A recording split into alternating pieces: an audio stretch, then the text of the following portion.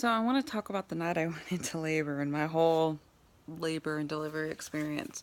So the night I went into labor was January 6th, and I had went to the doctor's appointment earlier that day and complained to my boyfriend about cramping all day. Like I was just like, man, I'm kind of cramping, I'm kind of cramping. It wasn't bad, it was very mild, but it was constant. So later that night, he was at work. I was talking to my girlfriend on the phone, and my cat started crying like she was in heat, running around in a circle and freaking out. And I told her, I said, I really think I want to go into labor tonight.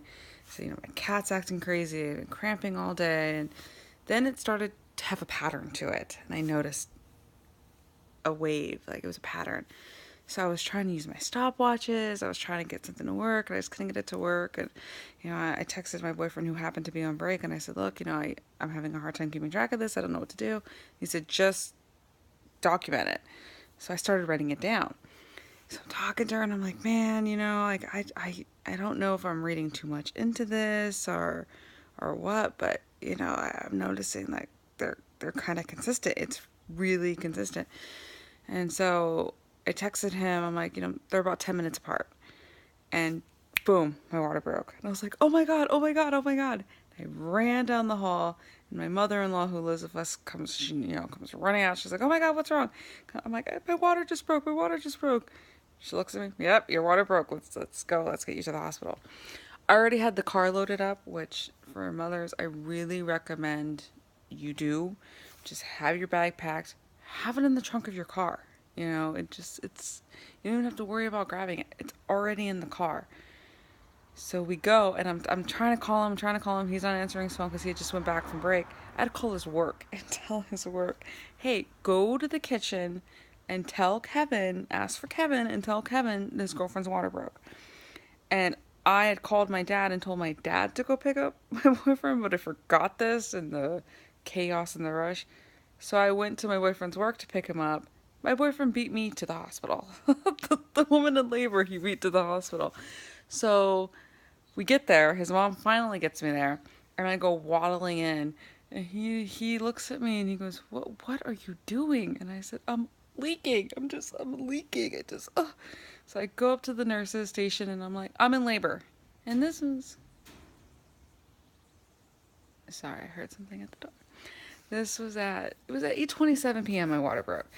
So I go waddling in and I said, "Look, my water broke. I'm in labor." Okay, first baby? Yeah, okay. So they take me into this room to observe me and check me out. Oh, your water broke.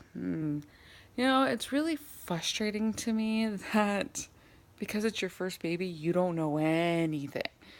So I go in and I had put a pad on to help with the leaking because I was leaking so much. And the nurse comes in and she looks and she goes, "Is that yours?" No, no, it was the last person's who was here before. It's like, of course it's fine. She picks it up, and she's like, okay. She goes and she takes a little culture, does whatever she does, puts in her machine, and she comes and she's like, your water broke. You're definitely in labor. All right, let's talk to the doctor. Let's see what we got to get you to do. Let's get you dressed. Let's put you in the labor room. All right, so she's like, the doctor wants you to walk a bit. No problem. I want an epidural though. I don't want to wait to the point of no return. I want an epidural. Okay, no problem, no problem. So, because I thought the one thing I didn't know being a first time mom was I thought the epidural was a single shot and you had to get a shot every single time. It is not. It is an IV that they put into your back, and you get a little emergency button that you can hit a dose in and get yourself dosed up whenever you're feeling the pain get too intense again. So that's actually really cool. I did not know that. So we go to walk me from the check-in room to the labor room, and I was contracting. I was like, I told him, I said, no, walking is not going to be an option. Like, no, no, no, I can't do this. Like, it's getting bad. So they're like, all right. So they go in, they set me up with my IVs, give me all my fluids, and I have lower blood pressure. So they said, you have to finish your bag of fluids first before we can give you the epidural. Okay, fine. So I'm like, can you just squeeze the bag out? Can we just hurry this up? It hurts. Oh my God. Can we just move this process along? But no, so it took an hour. So I was in labor for an hour, and I had really bad back labor, I guess. It felt like my sacrum was going to explode, my lower back. It hurt. I, it didn't feel like cramping. It felt for me that my lower back was going to explode. So I finished my fluids and I said, okay, let's go. I'm ready. I want my epidural. So the nurses go and they come back and they're like, so bad news. The anesthesiologist had an emergency C-section and you're going to have to wait. And I said, well, how long am I going to have to wait? 2 hours. Freaking kidding me. Oh my God. Fine. So I'm waiting, and I'm just in so much pain. And they're like, we can give you something else with the pain. I said, yes, please, just give me something. It's like, all right. Then they go and they're like dusting. They're writing their name on the wall and, oh, what time did your water break? And what are you gonna name your son? I don't get. Can they just hurry up and give me this stuff? My boyfriend's like, honey, you know that they have certain steps to do, and I'm like, but they're fucking dusting and doing all this bullshit. Just give me some drugs. It hurts. So they give me something, and this I did not like. It made me very tired. It made me very groggy, and did not like it. Finally, midnight, I get my epidural. And it was funny because the doctor comes in and you have to sit on the edge of the bed and you're holding a pillow. And again, I just thought it was a shot. So he gives me the shot and I'm cool. And all of a sudden I felt something else. And I went, my boyfriend still thinks it's funny. He's like, oh yeah, you know, you felt the shot hurt. I was like, no, it didn't. It didn't hurt. It just, I could tell he did something else besides put the shot in me. After the epidural, girls, I want to tell you, labor is piece of cake. Like, in my opinion, it was so easy. I had my emergency button. As soon as the pain felt too intense, just boop. And sometimes just holding it in my hand gave me pain relief. It was awesome. It was wonderful. So then comes the pushing time. So cool. So they come in. All right, we're gonna start your push. They pull out the little stirrups. And they're all right. Bring it, brace down. And I hit the button again because I'm like, they might not let me do this when I'm in labor. So I hit the button again, and I'm going.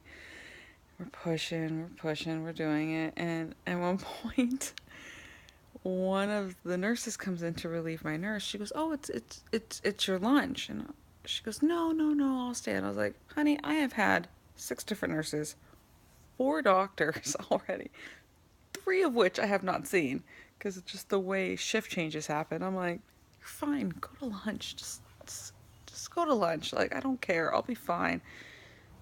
I'm like, I want to stay right here. I'll be right here when you get back. So she goes to lunch. She comes back 10 minutes later. It wasn't even lunch. It was a break. Comes back and, all right, let's go. So I'm pushing. And at one point, the pain started to get intense again. So I went to go hit it. And she goes, no, because you're feeling your contractions. We want you to still feel it. And I said, look, I will still feel it. I will still know when to push. All right. Boom, hit my button. Sure enough, I did. I would brace myself and get ready for pushing and contractions before they even would notice it on the machine. Not that it wasn't showing, but before they noticed it. Oh my God. He came out no problem. I had minimal tearing. I had only 1 stitch. I never needed Pitocin my whole delivery. And then, so Ryder comes out. That's my son's name, Ryder. So he finally comes out 8:26 in the morning, and they give him to me and they're cleaning him off, and I didn't feel this whole, oh my God, I started crying thing. I didn't get that. I just remember looking at him like, oh, this is it? You're my kid? Oh, you look like me. Damn it. Like, I wanted him to look like his dad so bad. So and he wouldn't cry. That was another thing. And I wasn't scared because he was looking around. He was awake. He was, looking around at stuff. So I was like, okay, he's fine. And the nurses are taking him from me, and they're like, come on, can you cry for us? Come on, just give us a cry. And he went, meh. He did not cry. So they put him on the table. They're cleaning him off, and they're talking to me, and I'm just looking at him and just like, God, you look like me. Like, oh my God, this is crazy. And they're like, okay, Mom, he's gonna cry now, just to brace you. He'll stick him. He's gonna cry. Didn't cry. Kid did not cry. Clean him up. They give him back to me. Of course, now we're taking pictures and all this stuff, and I'm holding him, and everything starts to start to sink in. And this is my kid. This is my baby. Like, so they have us. And then it wasn't until they transferred us from the labor room to the recovery room that he started crying. This kid is so much like his dad. I really wish I named him Evan. My honey's backstory, my husband's name is Kevin, and when we first started telling people we were pregnant, one of his best friends said we should name the baby Evan because it's not quite a Kevin, and I thought that was adorable. But Kevin got stuck on Ryder, but I said let's make a deal. If the baby comes out looking like you, we are naming him Evan. Baby came out looking like me, so his name is Ryder, which is totally fine. But yes, anyway, so he's like his dad and does not like to be woken up, so they woke him up to give him to me to take us to the recovery room, and that's when he started crying. Again, these are one of my first few videos. I know they suck and they're horrible, but that was kind of my labor and delivery story, really, in a nutshell. It was amazing. I had a great time. I delivered at Grossmont Hospital in San Diego, and I have to say it was great. It was a very easy experience. Not needing Pitocin was pretty cool. They were pretty shocked about that, because most times when you get an epidural, you need Pitocin to help your contractions. I didn't need that, so you don't necessarily do. I highly recommend the epidural. Ladies, ladies, ladies, ladies, don't be brave. Or at least if you really want to try to do the natural, have them tell you when it's the point of no return, because you do hit a point of no return, and have them tell you that, because you don't want to get stuck past that point and have no option. You want to at least have that option one last time. But with the epidural, I have to say it was fine. You do still feel it. It's not like you're completely numb and don't feel anything. You still feel it. It just takes that edge off that pain. And as I said, and for me, the biggest pain wasn't the cramping. It was my sacrum felt like it was going to explode. So anyway, I don't know. I'm still new. All right. Peace out. Bye.